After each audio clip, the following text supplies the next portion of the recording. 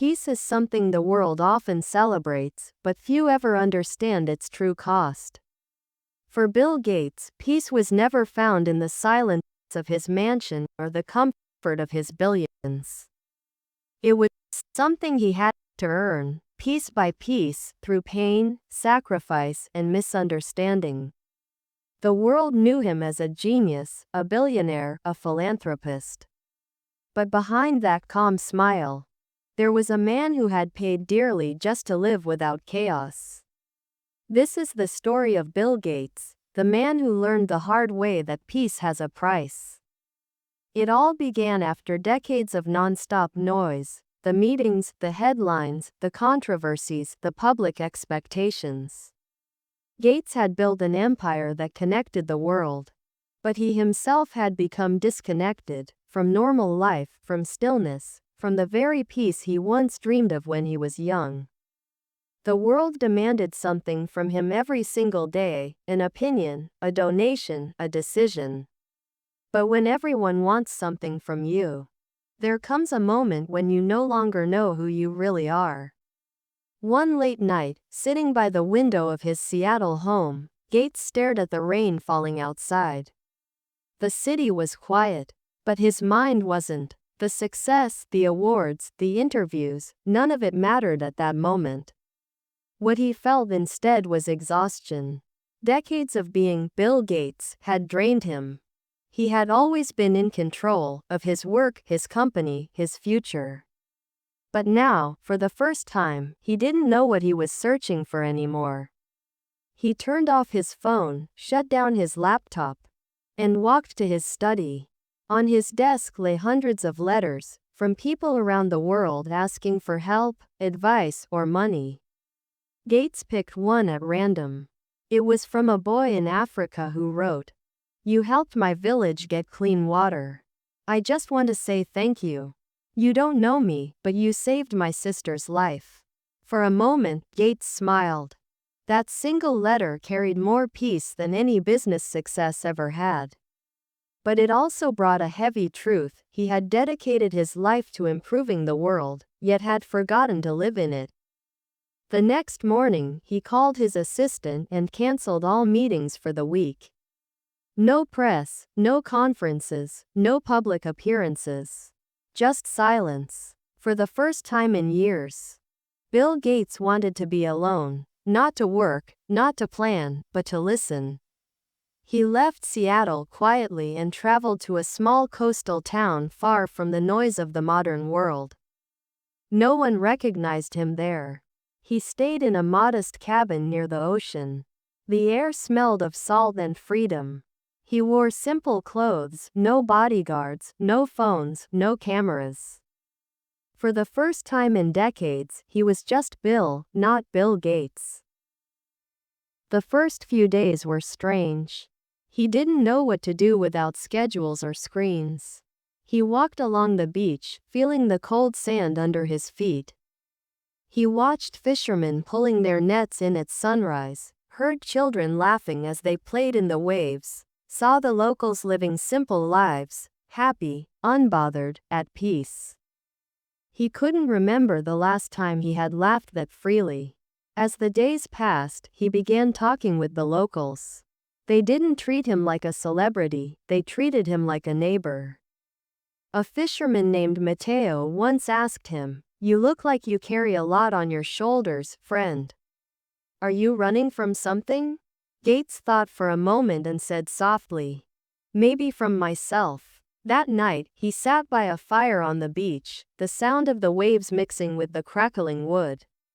He realized that all his life, he had chased big goals, but never small joys.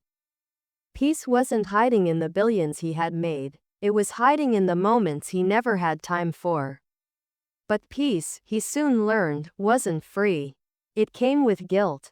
Guilt for not spending enough time with family, for missing birthdays, for always choosing meetings over memories.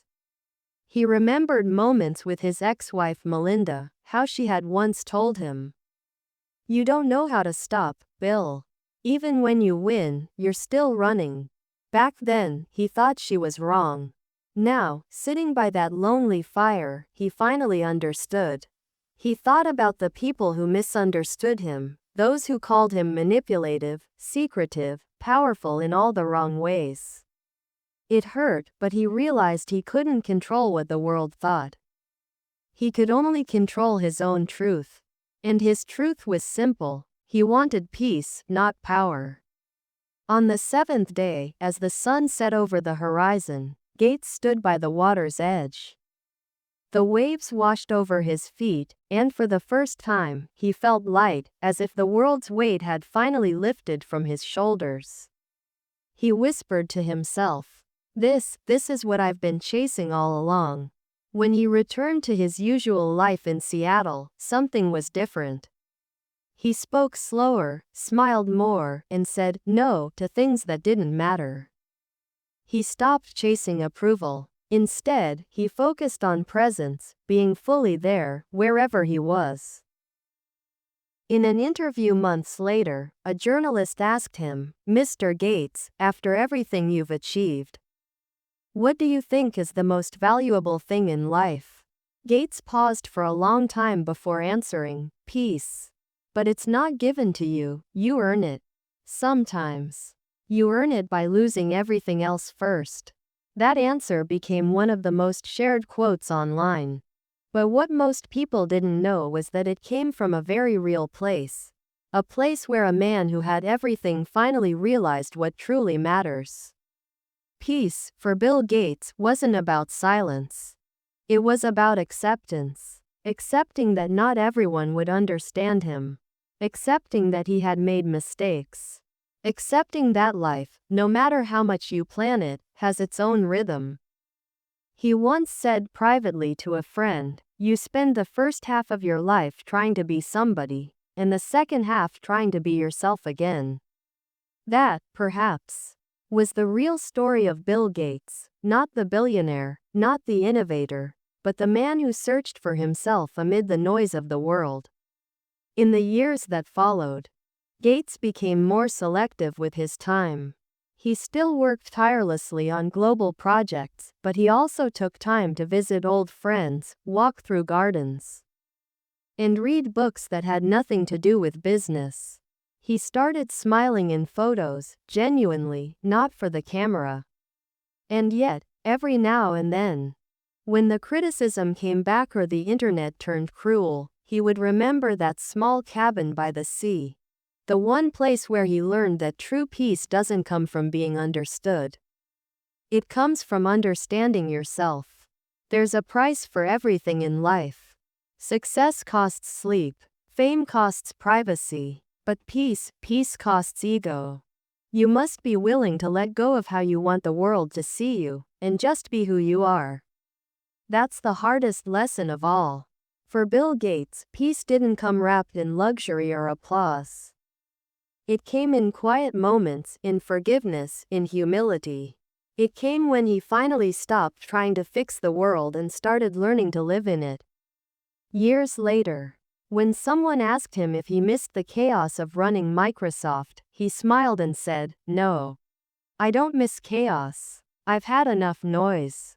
Now I just listen." And maybe that's the greatest legacy of all, not the billions, not the technology, but the wisdom of a man who discovered that the real success story begins only when you learn to sit with yourself and be at peace. Because in the end, peace isn't free, it's earned. It's the price you pay when you've spent your life fighting battles the world will never see. It's the quiet reward of a restless mind finally learning to rest.